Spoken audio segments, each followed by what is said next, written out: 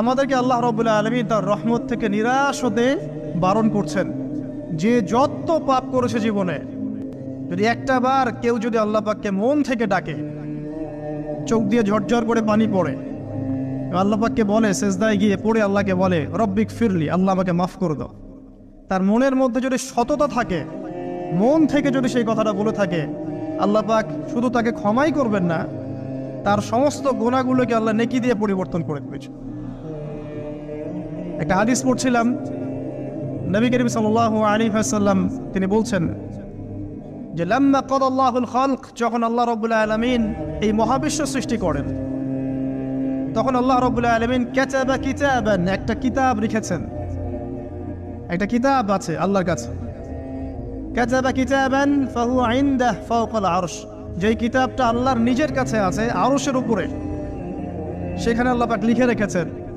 কি লিখেছেন? ইন্না রাহমাতি সাবাকাত গদাবি, প্রতিটা ক্ষেত্রেই আমার রহমত, আমার দয়া, আমার করুণা আমার গজবকে পরাজিত করেছে।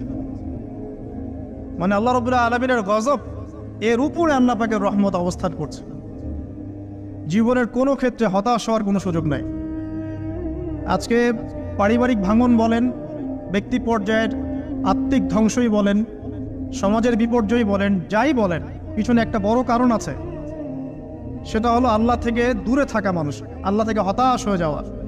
আর এই কাজটা শয়তান করিয়েছে মানুষকে আল্লাহ থেকে দূরে সরানোর জন্য।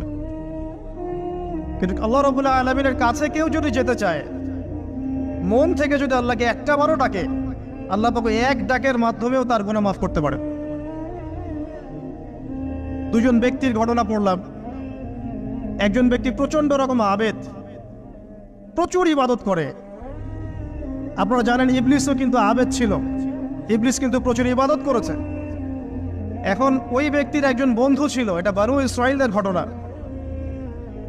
তো সেই বন্ধু পাপী ছিল, বিভিন্ন কবিরা গুনাহ করত। আর এই আবেদ ব্যক্তি বারবার তাকে নসিহত করত, গুনাহ ছেড়ে দাও, তুমি পাপ করছো, গুনাহ ছেড়ে দাও। তখন সেই ব্যক্তি যে পাপ করছে সে বলতো যে আল্লাহ কি তোমাকে আমার রক্ষক বানিয়েছেন? আল্লাহ কি তোমাকে আমার উপর দারোগা বানিয়েছেন? আমাকে আল্লাহর হাতে ছেড়ে দাও, আমাকে নসিহত করতে শোনা। একদিন এই আবেদ ব্যক্তি তার বন্ধুকে একটা জঘন্য পাপ করতে দেখলো, এমন একটা পাপ যেটা দেখে তার মনে ধারণা আসলো এটা চরম জঘন্য একটা কাজ। তখন সে মুখ ফসকে বলে ফেললো যে আল্লাহ তোকে আর মাফ করবে না, আল্লাহ তোকে জান্নাত দিবে না। আল্লাহ রাব্বুল আলামিন মালাকুল মউতকে এই দুজনের কাছে পাঠালেন, দুজনের রূহকে কবজ করা হলো। এবার আল্লাহ পাক তার সামনে তাদেরকে উপস্থাপন করে বললেন যে তোমাকে আমার রহমত সম্পর্কে কে গ্যারান্টি দিয়েছে যে আমি কাউকে রহমত করব কি করব না? যাও, আমি তোমাকে জাহান্নামে পাঠালাম, ওই ব্যক্তি যে আমার রহমত প্রত্যাশা করেছে আমি তাকে জান্নাত দিয়ে দিলাম। দেখুন, এই হাদিসটা শুনলে মনে হয় বাহ্যিক হয়তো বা মুখের একটা কথার কারণেই সে জাহান্নামে চলে গেল। আসলে বিষয়টা এমন নয়। বিষয়টা আমি আপনাকে বোঝাচ্ছি। বিষয়টা হচ্ছে ইবলিসের মতো। ইবলিস কিন্তু শুধু মন থেকেই বলেনি যে খলাকতানি মিন নার ওয়া খলাকতাহু মিন তিন, আমি কেন তাকে সিজদা করব আদমকে? আদম তো মাটির তৈরি আর আমি তো আগুনের তৈরি। এটা ইবলিসের শুধু মৌখিক স্টেটমেন্ট ছিল না, কারণ কি ছিল? আবা ওয়াস্তাকবারা, সে উদ্ধত হয়েছিল, অহংকার প্রদর্শন করেছিল। ভিতর থেকে ইন্টারনালি সে অহংকারী ছিল, সে আন্ডার এস্টিমেট করে কথাটা বলেছে, শুধু মৌখিকভাবে বলে নাই। কিন্তু ঠিক এই ব্যক্তির ঘটনা এমনই, সে মন থেকে অহংকারী হয়ে উঠেছিল, যদিও বা সে আবেদ ছিল। এখানে আমরা যারা প্র্যাকটিসিং মুসলিম হওয়ার চেষ্টা করছি, আমাদের জন্য এখানে নিদর্শন আছে। অচক্ষ নামাজ পড়েই ভেবে বসবেন না যে অনেক কিছু করে ফেলছে, এক চিল্লা দিয়ে মনে করে ফেলবেন না যে দিনের জন্য অনেক কিছু করে ফেলছে। একটা হজ করেছেন, ওমরা করেছেন, সিয়াম রেখেছেন, দিনের জন্য দান সদকা করেছেন, একটা মাদ্রাসা মসজিদ করেছেন, ভেবে বসবেন না আপনি সব অনেক কিছু করে ফেলেছেন এবং অন্যরা সব ককরোচ তেলাপোকা, ওরা জাহান্নামে যাবে, এমনটা মনে করবেন। জানি না আমরা যে কার আমলের কতটুকু আল্লাহর কাছে কবুল হচ্ছে। তো এখানে এই ব্যক্তির সমস্যা ছিল এই, সে নিজের আমলটাকে অনেক ভারী মনে করছিল এবং সে স্টেটমেন্ট দিয়ে ফেললো যে তোকে আল্লাহ পাক মাফ করবে না। এই একটা কথা মন থেকে বলার কারণে তার ইহকাল পরকাল দুটা বরবাদ হয়ে গেল, সে জাহান্নামে চলে গেল। ঠিক আরেক ব্যক্তির ঘটনা আছে এমন, এগুলো সবগুলো রেফারেন্স আছে। এক ব্যক্তি প্রচুর ইবাদত করত, আল্লাহ পাক তার ইবাদত করার জন্যে পাহাড়ের চূড়ায় একটা সুন্দর ব্যবস্থাও করে দিয়েছিলেন। সেখানে ডালিম গাছ হতো, ঝর্ণা আসতো, খাবারের কোনো অভাব নাই। হাদিস এসেছে 500 বছর সে ইবাদত করেছে। কত বছর? কিয়ামতের মাঠে এই ব্যক্তির অবস্থা এমন হবে, তাকে জান্নাতে প্রবেশ করানোর জন্য নিয়ে যেতে বলা হবে, যাও আমার রহমতে জান্নাতে চলে যাও। আল্লাহ পাক তাকে এই কথাটা বলবেন, কিন্তু এই ব্যক্তি বলবে আমার আমলের কারণে, আল্লাহ পাক বলবেন আমার রহমতে জান্নাতে চলে যাও। ব্যক্তি বলবে আমার আমলের কারণে। আল্লাহ রাব্বুল আলামিন তখন তাকে দেওয়া সমস্ত নেয়ামতগুলোকে এক পাল্লায় করবেন, আর তার সমস্ত আমলকে আরেক পাল্লায় করবেন। তারপর দেখা যাবে আল্লাহর সমস্ত নেয়ামত তার একটা চোখের সমান হয় নাই। কথা কি বুঝতে পারছেন? একটা চোখের যে নেয়ামত আল্লাহ পাকের, সমস্ত আমল ও 500 বছরের ইবাদত এতটুকু হয়নি। তারপর তাকে বলা হবে ওকে জাহান্নামে নিয়ে যাও। এবার জাহান্নামে যাওয়ার সময় সে বলবে আল্লাহ তোমার রহমতে আমাকে মাফ করে দাও। তখন আল্লাহ পাক তাকে আবার ডেকে নিয়ে আসবে, বলবেন যে তোমাকে যে আমি ইবাদত করার জায়গা করে দিয়েছিলাম, এটাকে তুমি নিজে করেছো না আমি করেছি? সে বলবে আপনি করেছেন। তোমাকে যে আমি সৃষ্টি করেছিলাম তখন কি তুমি কোনো আমল করেছিলে? বলবে না। তাহলে তোমাকে যে সৃষ্টি করেছি আমি, এটা কি তোমার আমলের কারণে? না। তোমাকে সারা দুনিয়াতে এত নিয়ামত দিয়েছি, এটা কি তোমার আমলের কারণে? সে বলবে না। তখন তাকে জান্নাতে প্রবেশ করানো হবে। কিয়ামতের মাঠে এমন অনেক ঘটনা ঘটবে যেটা আমাদের চিন্তার বাইরে। আরেকজন ব্যক্তিকে ডেকে আনা হবে, যে ব্যক্তি একটা দুটা নয় বরং 100টা খুন করেছে। সে 99 জন মানুষকে হত্যা করার পর ফতোয়া খুঁজে বেড়াচ্ছিল যে আমার তওবা কবুল হবে কিনা। একজন আবেদের কাছে গিয়েছে। আবেদ আর আলেম কিন্তু এক জিনিস না। আবেদ মানে যে প্রচুর ইবাদত করে, তার জ্ঞান কম, সে শুধু জানে কিভাবে ইবাদত করতে হয়। আলেম হচ্ছে সে যে শরীয়তের গভীর জ্ঞান জানে, আবার ইবাদতও করে। আবার যারা জ্ঞান আছে আমল নাই, সেও কিন্তু প্রকৃত আলেম না। প্রচুর জ্ঞান আছে কিন্তু জ্ঞান অনুযায়ী আমল করে না, সেও কিন্তু প্রকৃত আলেম নন।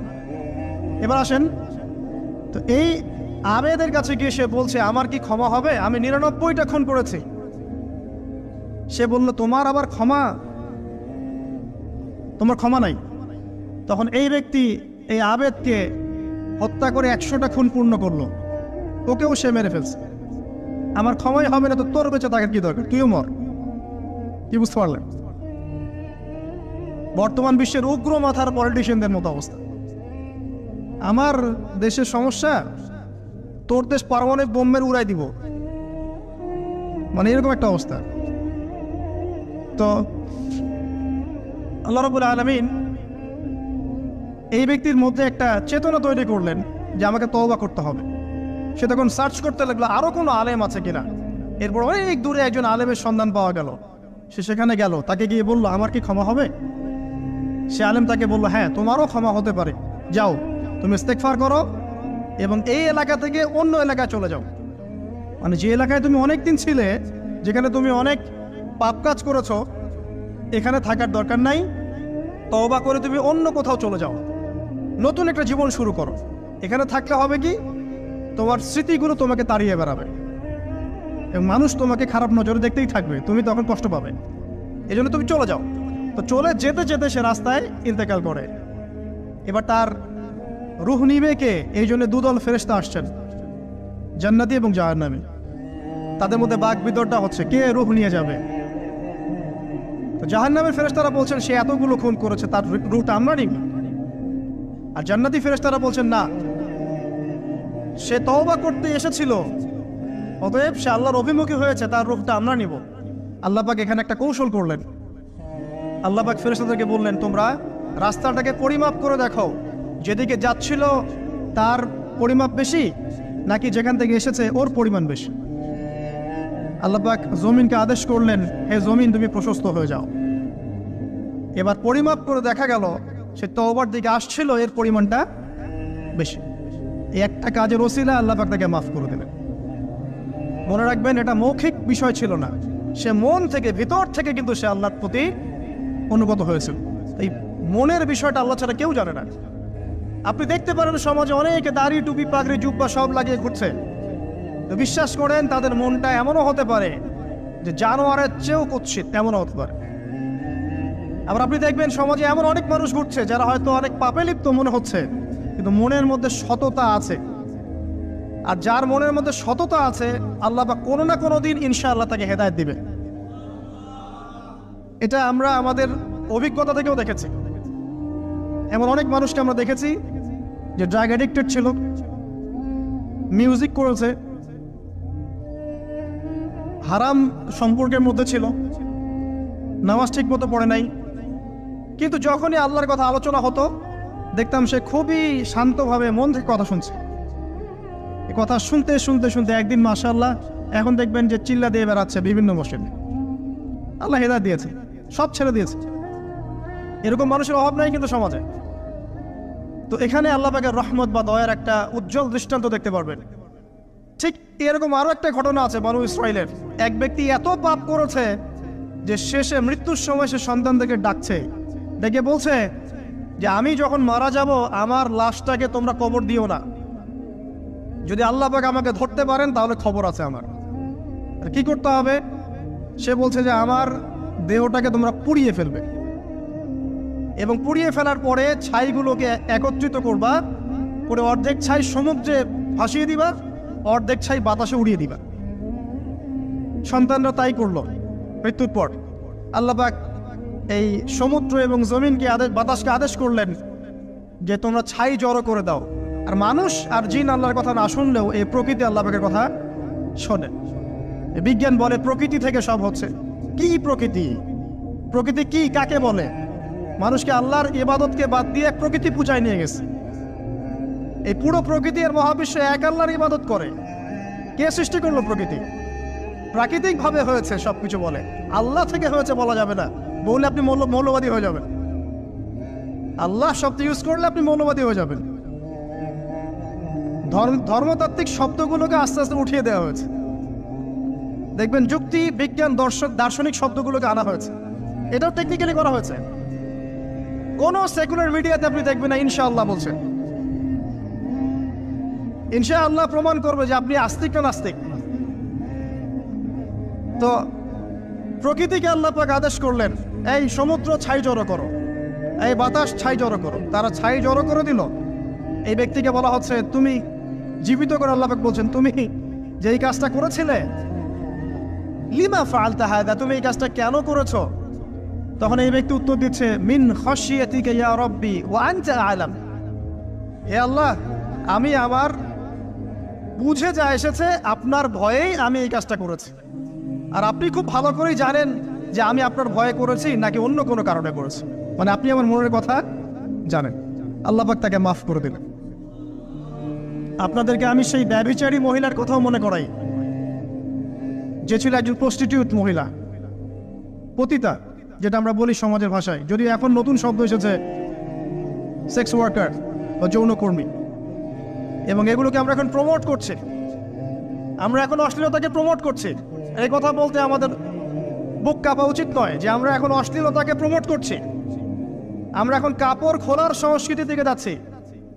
যে কাপড় খুলে দিয়েছিল ইবলিস। ইবলিস আমাদের বাবা মার কাপড় জান্নাতে খুলে দিয়েছিল, এটা কি জানেন? ফল খাওয়ার পরে এই ফল খেতে কে প্রলুব্ধ করেছে? ইবলিস। গাছের কাছে গিয়ে ফল ভক্ষণ করার পর সর্বপ্রথম আমাদের পিতামাতার গা থেকে কাপড় খুলে পড়ে গেছে। তা আমাদের পিতামাতাকে মহাবিশ্বে নগ্ন করে দিয়েছে ইবলিস, আর তার অনুসারীরা এই জমিনে আদম সন্তানদেরকে নগ্ন করছে এখন। অতএব এই যে একটা ট্রেন্ড এখন চলছে, দেখবেন হারাম রিলেশনশিপকে মিডিয়ার মধ্য দিয়ে প্রমোট করা হচ্ছে, মনে হয় একটা স্বাভাবিক বিষয়। কোনো বিষয়ই না এটা, যে কেউ জেনাই করতে পারে। জেনা, পর্ন খুব নর্মাল। হালাল ভাবে যদি আপনি বিয়ে শাদী করতে যান তখন সমস্যা হচ্ছে। হালাল ভাবে যদি আপনি বিয়ে করতে যান তখন সমস্যা হচ্ছে। হারাম ভাবে আপনি যা ইচ্ছা তাই করতে পারেন, সমাজে কেউ কিছু বলছে না। এখন বলছে এগুলো স্বাধীনতা। সুবহানাল্লাহ, কোন স্বাধীনতা? স্বাধীনতা বলে কোনো শব্দ নাই মহাবিশ্বে। এই পুরো বিশ্বের সমস্ত মানুষ আল্লাহর অধীনে পরাধীন। এই বিশ্বে যত মানুষ বসবাস করছে এখন, এটা কেউই স্বাধীন নয়, না কেউ স্বাধীন ছিল, না আছে, না থাকবে। সবাই আল্লাহ পাকের দাসত্বের অধীনে পরাধীন। স্বাধীন সেই এই পৃথিবীতে যে ব্যক্তি শয়তানের তাবেদারি করে ও নফসের তাবেদারি করে, ও তো স্বাধীন, যা ইচ্ছা তাই করতে পারে। এই যে অশ্লীলতার প্রমোটিংটা চলছে, এটাকে পারিবারিকভাবে বন্ধ করতে হবে। আল্লাহ পাক আমাদেরকে বোঝার তৌফিক দান করুন। এগুলো যত বাড়বে সমাজে মহামারী আসবে, দেখে নিয়ে মহামারী আসবে, দুর্ভিক্ষ আসবে, সমাজে এমন সব রোগ ব্যাধির জন্ম হবে যেগুলো নামও শোনে নাই মানুষ কখনো, এবং সামনে ভূমিধস অপেক্ষা করছে, এগুলো আসবে। যাই হোক, ওই মহিলা, যে ব্যক্তি একজন যৌনকর্মী ছিল, বা যেটা আমরা বলি ব্যভিচারিণী মহিলা ছিল, একটা কুকুরকে দেখেছে সে পানি পান করার জন্য তৃষ্ণার্ত, সে এটাতে মায়া করে দয়া করে তার মোজাটাকে নামিয়ে এই কূপ থেকে পানি উঠিয়ে কুকুরকে পান করিয়েছে। এই একটা কাজের বদৌলতে আল্লাহ রাব্বুল আলামিন এই ব্যভিচারী মহিলাকে মাফ করে জান্নাত দিয়ে দিয়েছে। হাদিসে এটাও এসেছে, নবী সাল্লাল্লাহু আলাইহি ওয়াসাল্লাম বলেছেন, ইরহামু মান ফিল আরদ, তোমরা সবাই জমিনবাসীর প্রতি রহম করো। জমিনে মুসলিমই থাকতে হবে, তাদের প্রতি রহম করতে হবে এমন নয়, জমিনবাসী যারাই আছে সবার প্রতি রহম করো, জাতি ধর্ম বর্ণ নির্বিশেষে। এমনকি পশু পাখির প্রতিও দয়া করো। ইরহামু মান ফিল আরদ, জমিনে যারা আছে সবার প্রতি রহম করো। ইয়ারহামুকুম মান ফিস সামা, যিনি আসমানে আছেন তিনি তোমাদের প্রতি রহম করবেন ইনশাআল্লাহ। ইসলাম এই কথাগুলো বলেছে 1400 বছর আগে। আজকের এই বিশ্বের সোকল্ড এই মডার্ন বিশ্বে, যেখানে মানুষের রক্তের কোনো দাম নাই, সেখানে ইসলাম পশু পাখির অধিকার নিয়ে কথা বলেছে 1400 বছর আগে। কাদেরকে কি শেখাতে আসেন? কোরআন এবং সুন্নাহর বাইরে অভ্রান্ত সত্যের কোনো উৎস আছে? এখানে যা আছে তাই চূড়ান্ত। মানতে চাইলে মানেন, না মানতে চাইলে জাহান্নামে যান, কেউ তো বাধ্য করছে না। লাকুম দীনুকুম ওয়ালিয়া দিন। আল্লাহ পাকের রহমত দেখেন। আরেকটা ঘটনা আছে এমন, একটা বিড়ালকে বেঁধে রেখেছিল এক মহিলা, খাবার দেয় নাই, কষ্ট দিয়েছে। একটা বিড়ালকে খাবার না দিয়ে কষ্ট দেওয়ার কারণে এই মহিলাকে আল্লাহ পাক জাহান্নামে পাঠিয়েছে। এরকম কত ঘটনা আছে, এই ঘটনাগুলো হাদিসের পাতায় বর্ণিত আছে। কোরআনে কি বলছে দেখুন। কোরআনের আমি কয়েকটা পয়েন্ট আপনাদেরকে খালি বলছি, এটা নিয়ে আমি সকালে ভাবছিলাম। আল্লাহ পাক আদম আলাইহিস সালামকে সৃষ্টি করেছেন আমরা সবাই জানি, কিন্তু আল্লাহ পাক সূরা সাদের মধ্যে বলছেন ইবলিসকে, হে ইবলিস, তোমাকে কিসে বারণ করলো আদমকে সিজদা করতে, যে আদমকে আমি নিজের হাত দিয়ে সৃষ্টি করেছি। আল্লাহ রাব্বুল আলামিন যে আমাদেরকে এত যত্ন করে ভালোবেসে সৃষ্টি করেছেন, এটা কি আল্লাহ পাকের দয়ার নিদর্শন নয়? মহাবিশ্বের অন্য কোন মাখলুক সৃষ্টির ব্যাপারে আল্লাহ পাক বলেন নাই খলাকতু বিয়াদাই, আমি নিজ হাতে তাকে সৃষ্টি করেছি। শুধু সৃষ্টি নয়, সৃষ্টি করার পর আল্লাহ পাক তাকে সমস্ত নাম